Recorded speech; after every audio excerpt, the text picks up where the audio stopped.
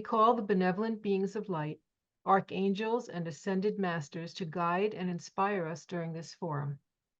Our forum's vision is to bring the understanding, tools, discipline, and support for those seeking to enter the straight and narrow path, the road less traveled, that will lead us along effectively and steadily through the ascension process. Integration of the human experience with our divine origin is moving us full circle to achieve our divine potential. So be it. Amen. Find the others. Trust me when I say there are incredible, beautiful souls out there who are creating a new world. They do not live in fear. It does not even enter their mind. Instead, they are driven by love, inspired by purpose, and focused on expansion. When you meet one, you'll know. These souls radiate light and carry an authentic energetic signature. They make a difference through their very presence, as their depth reveals heightened awareness, humility, and compassion. If you feel you are one of these special humans, P.S. you are, your task is to see your value and share it with the world. Picture the life you want, raise your frequency, share your light, and become a creator. Divine Eyes. He really laid it out. It is really true that people, when you make eye contact, think about how many people can't hold your gaze. They can't. They start looking all around. They start looking down. It's not that you're scary. It's that you hold so much love and light and energy projecting who you are through your eyes. When I used to have my healing center and I would have people coming in and out, in and out, in and out, and they'd sit down, and almost every one of them, once we kind of locked hearts, I would just look at them because I actually was looking at their fields, and I could hear them say in their head, or they said it out loud, "Oh my God, those eyes." Green eyes aren't very popular. They're a lot of people don't have green eyes, and I have gold around the iris. And I've only met a few people that have exactly the same color eyes as I do. Uh, and I think the color threw them off a bit, but also the intensity of when I would be looking into their fields, reading the energy, and listening to the guidance that I had to what to say or what we needed to do for healing or whatever the purpose was that they were there. A lot of the conversation went in that direction where people were intimidated by your eyes. However, what I'm finding is the more that you are heart-centered and the more that you are loving in your presentation and your manner, people really do look into your face, into your eyes, and they show absolutely no intimidation. But there are those that are not in a place like you are. They're very 3D and maybe some 4Ds, and they do get very agitated. You actually can agitate them because the light is shining so bright from you.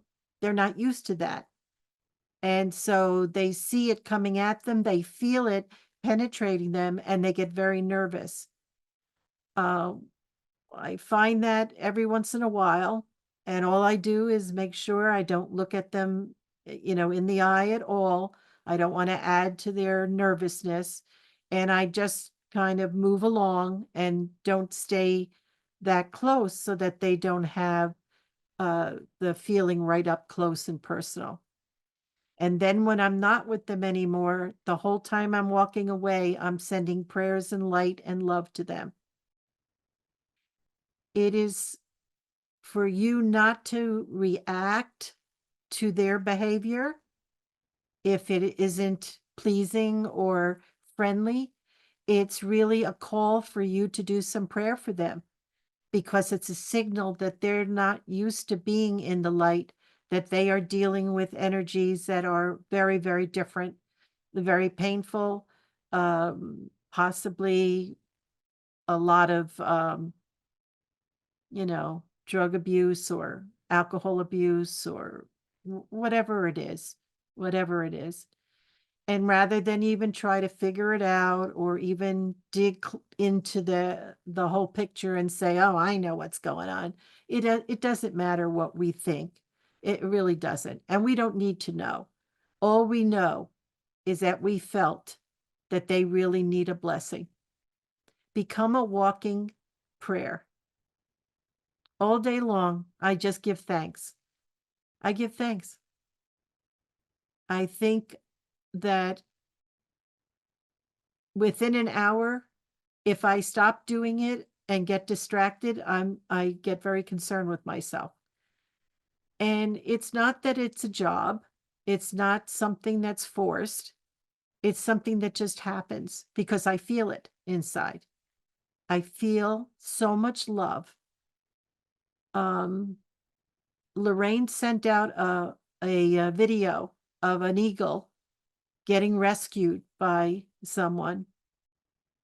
It was so touching to my heart that I couldn't stop crying. And Anne said she had the same exact experience. And every time before I sent it out and I watched it again, I still cried. And it just was the love that that lady had, that she was willing to take her coat off and wrap that eagle up and take him for help. And then to watch the eagle of all of the birds, right? The greatest, largest prayer. They prey on everything else. They're top of the food chain in the bird world, as far as I know. And he just laid there and let them heal him. Let them put a bandage on his broken wing. Let them put drops in his eyes and work on his beak to make sure it was shaped right, and feed him right from their fingers, this beak that could take off their whole hand. And it just nibbled away and ate the food. And I'm bawling like a baby because I felt the love. And then all of a sudden, the third time that I watched it, it hit me. That is representing the analogy of what has happened to our country. And only we, the people, will nourish her and restore her. Only us. We are what we saw in that film, the ones that are going to nourish this country back to health. And she will accept us, and she will praise us and honor us and love us for what we do. Mother Mary is the patron saint of this country. Did you know that? George Washington on his knees over where the Twin Towers are, where that little church is that he consecrated this country. And Mother Mary has been watching over us and shaking her head, I'm sure. But we're going to bring it back with her help. We're going to bring her back to her intention. Her original intention was freedom, peace, honoring the person, not being controlled. But of course, everything went haywire because man was involved, and not just men. I mean, humans. Not picking on you guys. We've all dirtied her up, and now it's time to clean her up. And that's what we intend to do.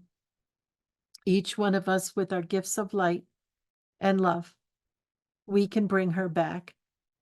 And I sent it to my daughter, and I said, Michelle, you have got to teach those boys to love this country. You've got to teach them the truth about the country. You know it, I told her. She's in her 50s. She knows. She went to school before it became what it did. And she wrote back, I will and I do. I will and I do. And when the boys were here with me, I was telling them the truth that I know, the wonder and the blessings of our Constitution and the Bill of Rights. There's no place else in the world. Hi, Debbie. There's no place else in the world to run to. This is it. This is our grace. And we've got to start looking at it that way. People get angry at the country because what happened to it, but it isn't the country, it's the people that took over positions of power, because most of us don't want it. We don't want to be there doing that kind of work. I led a community against a terrible, terrible 3 years of hell. And let me tell you, I learned all the way up to state level the horror that goes on, the controls, the mechanisms, the lack of love, caring. It's all about money and power. I had to see that. That was an assignment for me. Yeah. But this country is our blessing. And so with the eyes of love, everything that you look at in love, it emits that energy, that frequency of love. So if you walk around and just find it in you to love even the unlovable, like the political people that make me feel like nails on a blackboard are talking. And I have to bring myself together and say, through my gritted teeth, God bless them. God bless them for the part that they're playing in this whole story that we're watching unfold. Everybody has their part, right? And so because of the bad guys, the good guys will win, because it'll all come together for good. Everything does. So without their parts being played, a lot of things wouldn't ever be revealed to us, so our eyes could see that we're making a difference in the world. So your divine eyes are portals not only for someone to look inside at your magnificence, but also for you to project outside your magnificence. People look into the sun and it makes me shudder. That's not where the light comes into your body. It comes in through your crown, through your crown. And you don't want to burn your irises or your whatever the lens is. You don't want to burn your eyes out, please. And especially the kind of sunlight we're getting at this point. It'll fry you even deeper than that. Very careful and conscious. There's nothing you have to do except to be, because you're already divine beings. It's just you reaching that potential of understanding and then action through that frequency of total and complete love. And what happens? You become love. You don't have to do anything. You just are love, loving everything and everyone. Not because you have to, not because it's something that is going to get you somewhere, because that's ego. It's just pureness, purely loving and caring.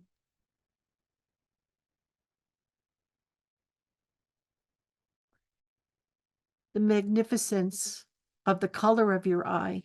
We had studied that one other forum where the color of your eye was showing where your lineage was, and other magical ideas about what color your eyes are and why they're that color. But this one was different. This one was to show you that your eyes can absolutely give away everything about you for anybody that's perceptive. When you are angry, you should see what your eyes look like when somebody's standing before you, like when you're yelling at the kids or the dog or somebody else. It's scary if you really watch what happens to the eyes.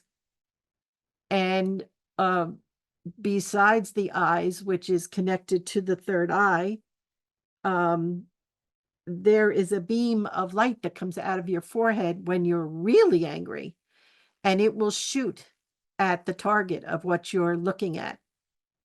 You don't see it with the naked eye. I just told you once before, I saw it myself, and it is really real. So that's your third eye. And also, there was a lady with the bluest eyes you ever saw. She was my dear friend who's gone now. And when she got angry, I swear you saw fire coming out of her eyes. It was the scariest thing I ever saw in my life. Those blue eyes, she was shooting out red streaks. And boy, I'll tell you, all her poor boys, they would run and hide. Because when she lost it, it was scary. But what you will find, and I wish he had gone to the other side of this. I think he was just trying to show the power that you have through the delivery of your stare, of your looking into somebody's eyes, is the love that is exchanged through a look. Charlie and I have been together for 50, God knows how many years. And all we have to do is look at each other. And I can hear in my head that he's projecting love to me. He'll just look over at me with those big green eyes of his. And it's like, oh yeah, I know what he just said in his head.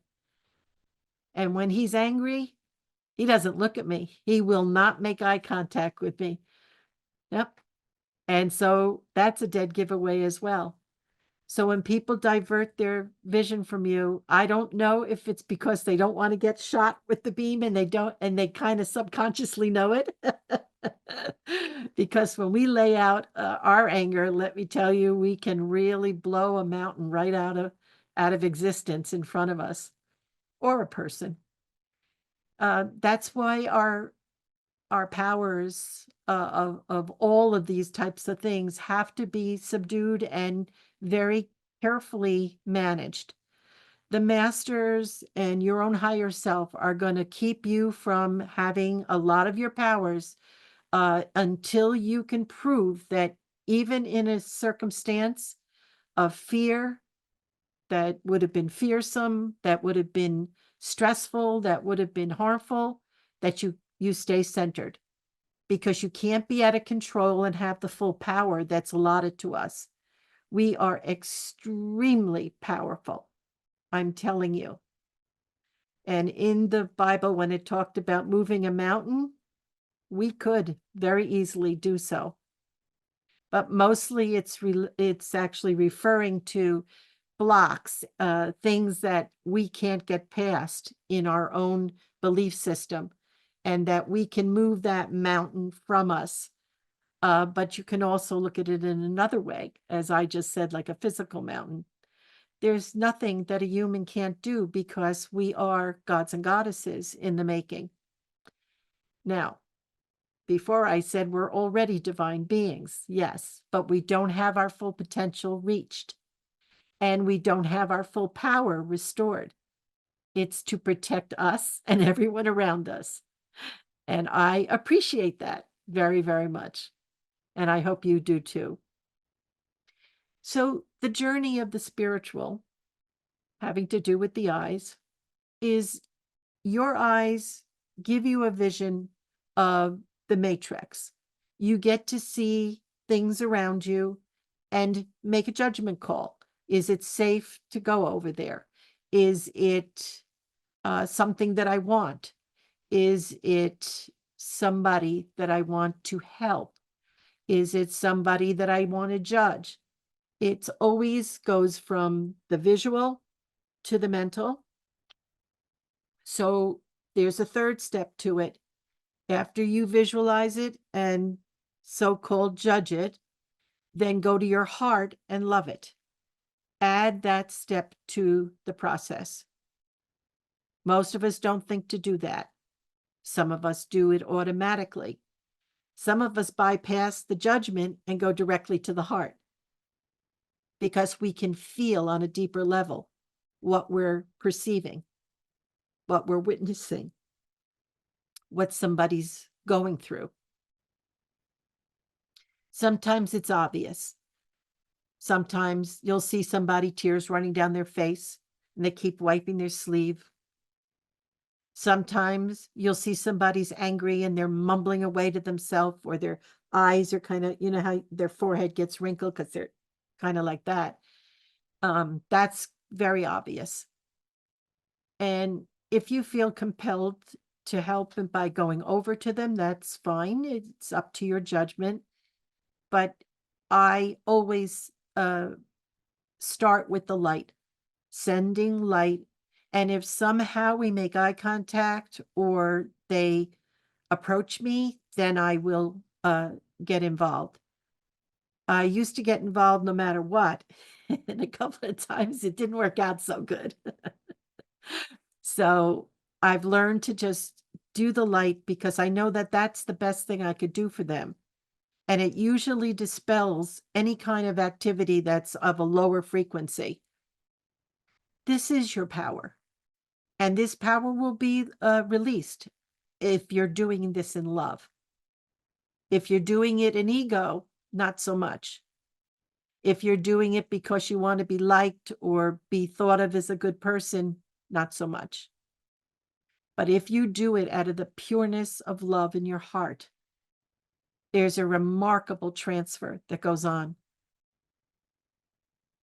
When they talk about the chosen, those are the people that came here with the assignment to bring light to the world. You chose. You chose. Some of us were actually called. Many are called, but few answer the call. It's true. We're called because our higher self and the great people around us, the beings of light, have decided that we're ready. We're ready to do this kind of work.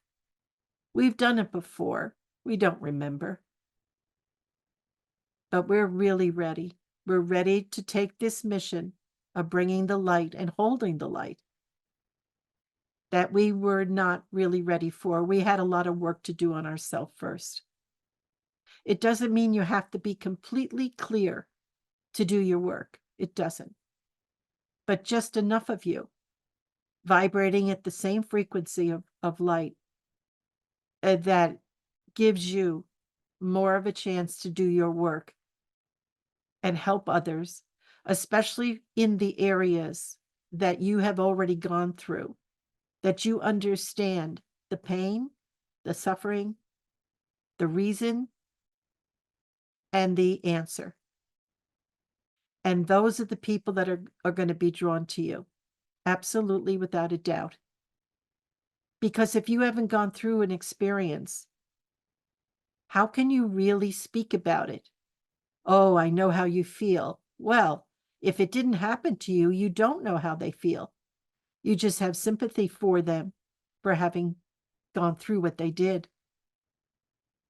So, and you'll be tested. Now, the little story I told you before, I was being tested. Yeah. To see what I would do when I turned around and saw what I saw. We're always going to be tested. Each time we're ready for an upgrade, we're going to be tested first and then after to make sure that we're responsible with this additional light and energy. It is very powerful. We're talking lasers. That light that I talked about coming out of your head, that's a laser beam. And it can hurt. Yeah. We must be in control of ourself.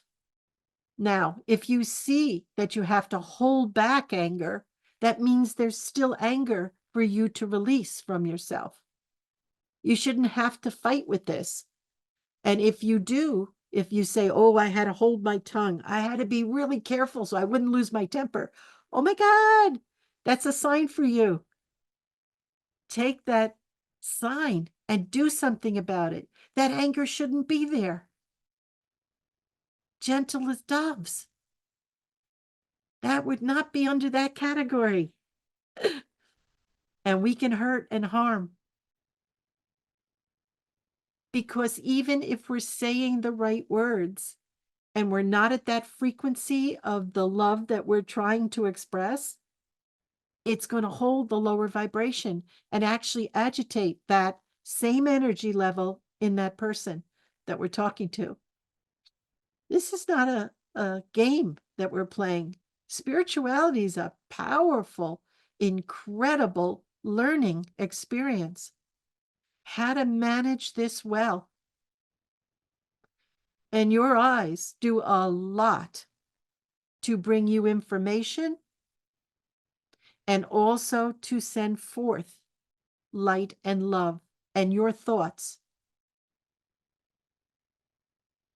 When you look with the eyes of love, you melt down the world.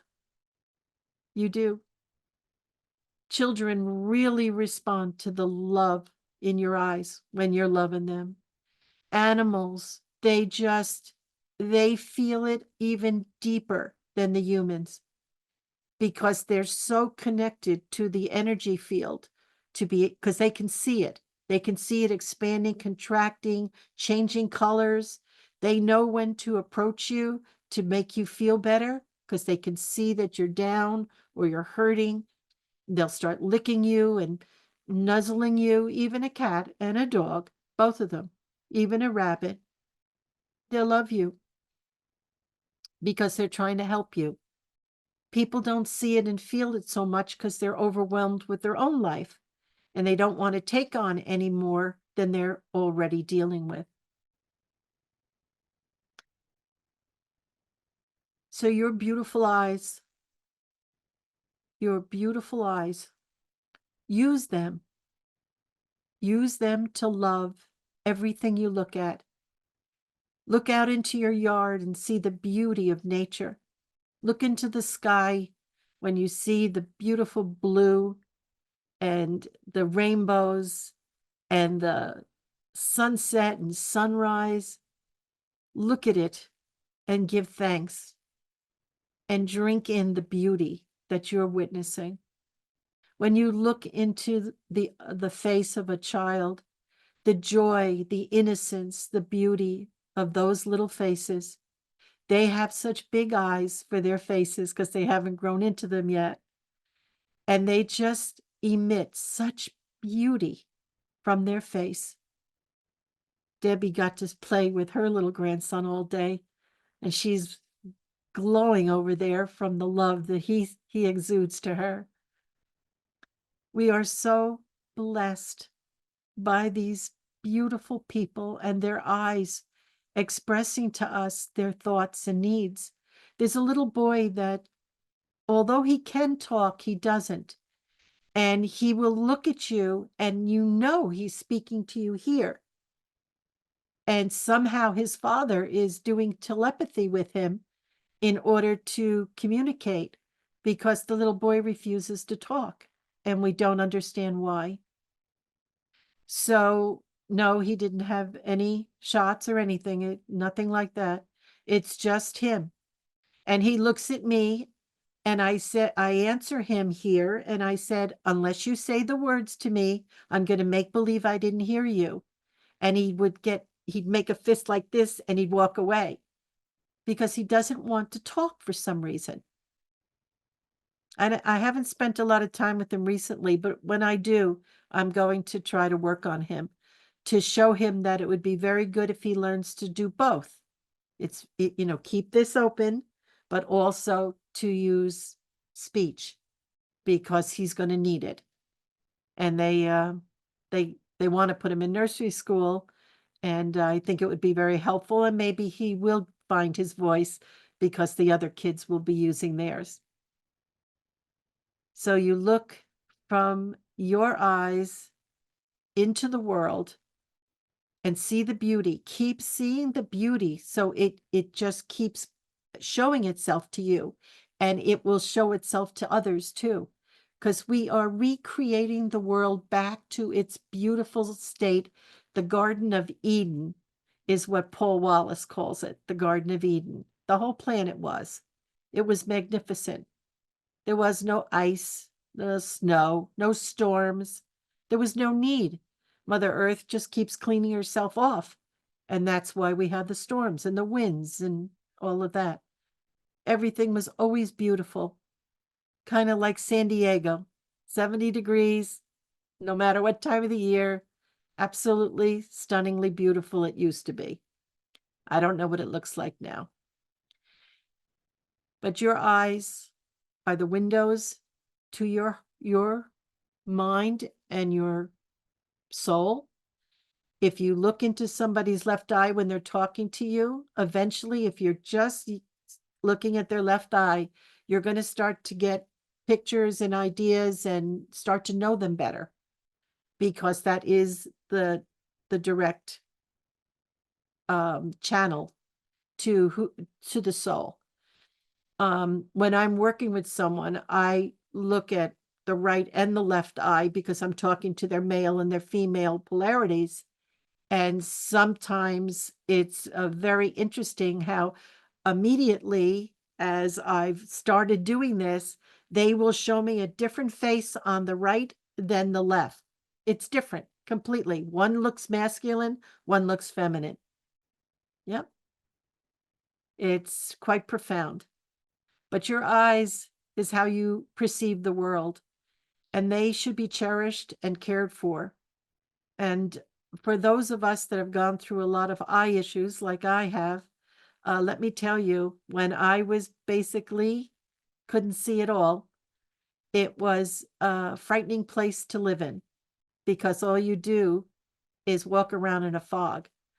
It was cataracts, and it was because of the injections that I get in my eyes. So cherish your eyes, love them. Go to the mirror and look closely into your own eyes. Look at all the color design that's in them. They're very beautiful. Your eyes are beautiful.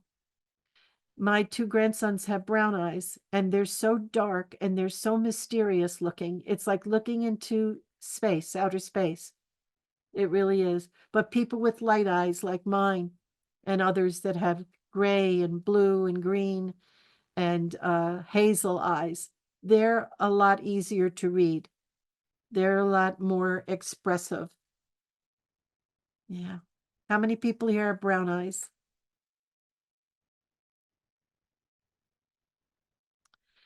I met a person, she had light brown eyes and it matched her hair exactly. It was so beautiful. So absolutely beautiful. Yeah. And if you'll notice, sometimes people's eyes are brown, but they're almost have like a little more reddish tint to it. And a lot of times people with red hair, I've seen their eyes kind of reflecting that color. Yeah. And then there are those of us that have a color of your eyes, but it changes depending on what you wear. Anybody here have that happen? Because mine will actually do that. Yeah. Yeah. So when I wear a color like this or a more green color, you can really see the green in my eyes. When I wear blue, it makes my eyes look a lot more blue. Somehow I just reflect the color I'm wearing. But I have to ask every day, what what color should I wear today as my clothing? Because it will reflect my energy field and what will be the best expression for me that day, especially when I'm doing counseling or here on the forum. More aquamarine when I'm with you than any other color, to tell you the truth, or a purple or a blue. Yeah. But it depends on what you're doing that day.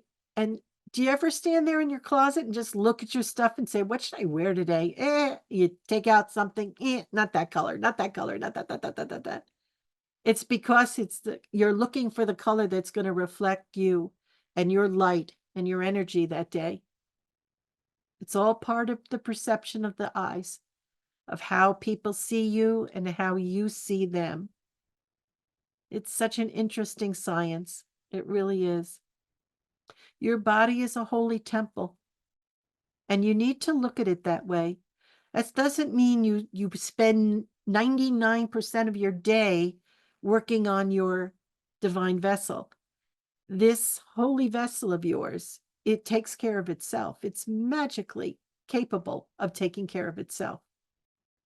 And you're going to be seeing a video that I found, which gives a warning that we must not override ourselves with all kinds of electronics and technology, which will make it so we don't depend on our bodies to do what it can do and match that and more, because we'll slow ourselves down and not really get to that full Christed state where we are completely and utterly capable of anything that we need to do, that we need to be.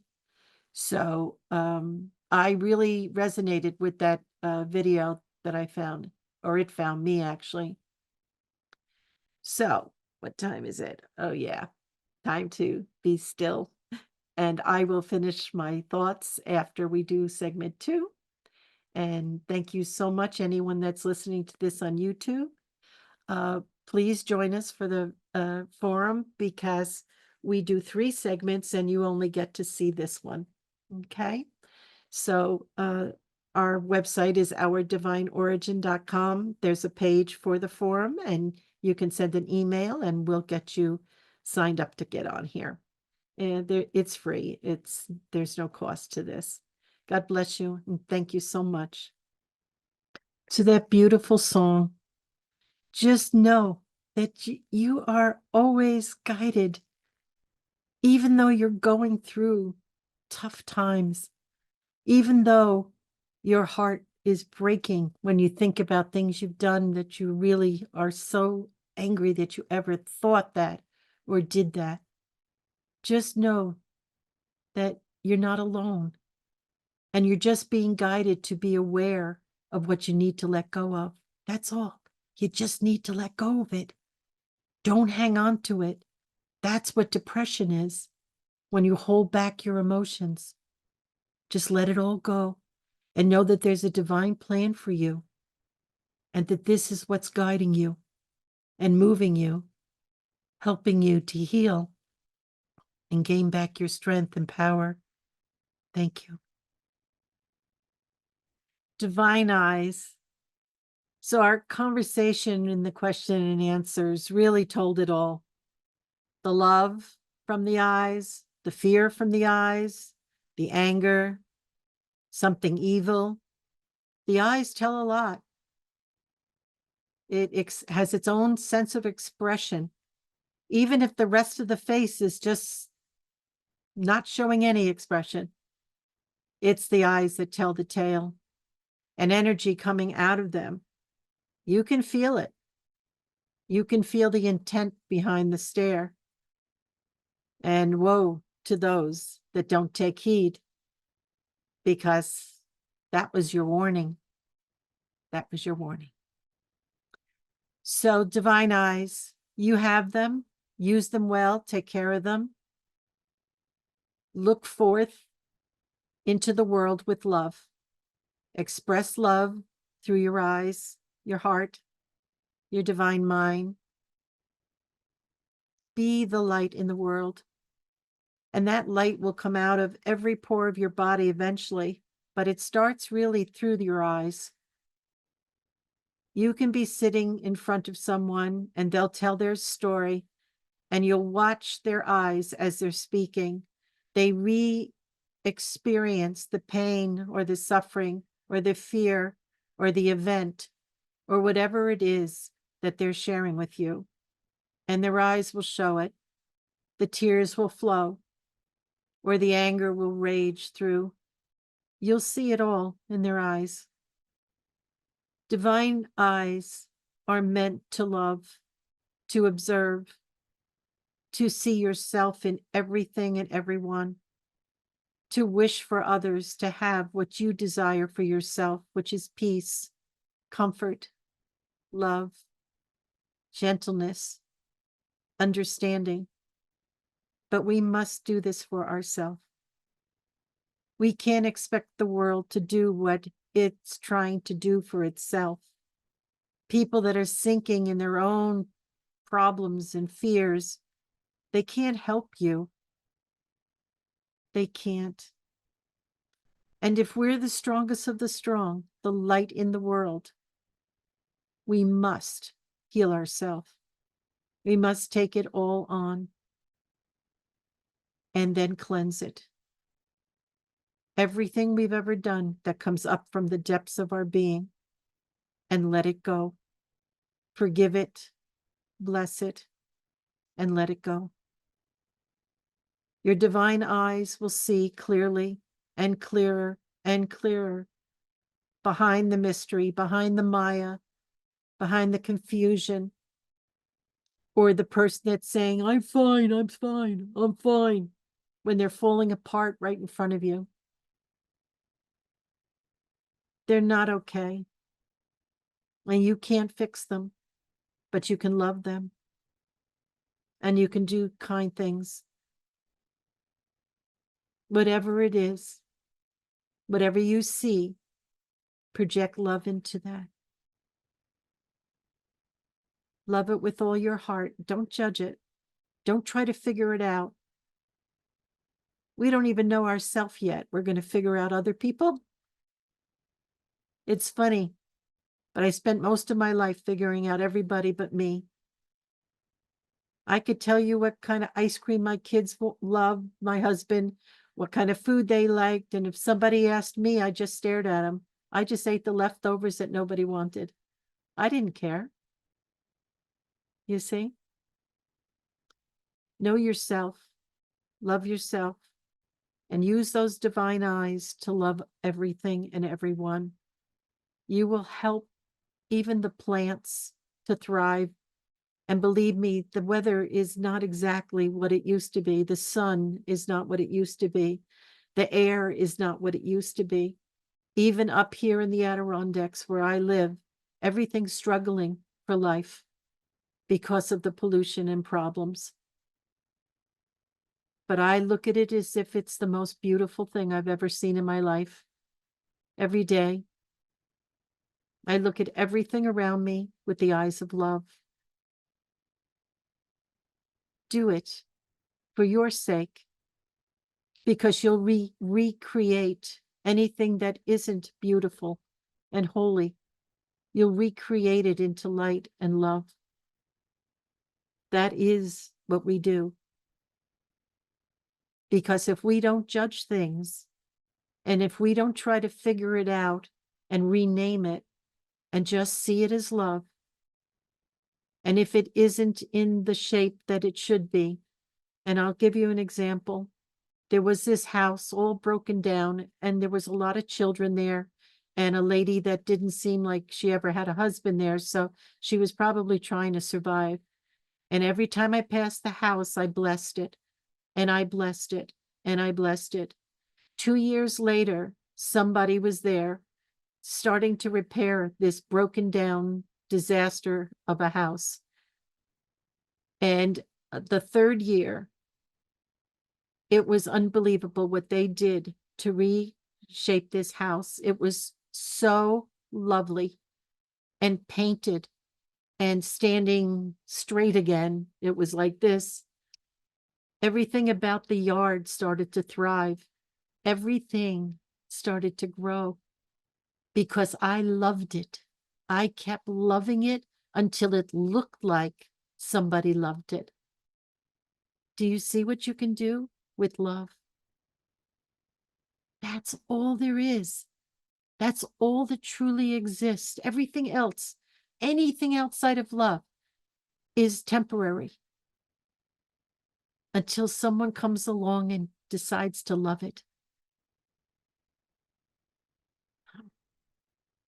So you, the light in the world, use those divine eyes of yours to love everything and everyone.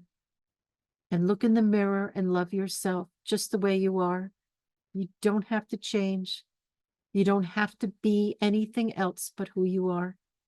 And honor and love that very person that you're looking at, because you are a holy divine being in a divine body with a divine heart.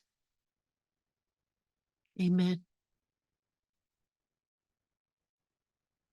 Thank you for being here tonight for Divine Eyes.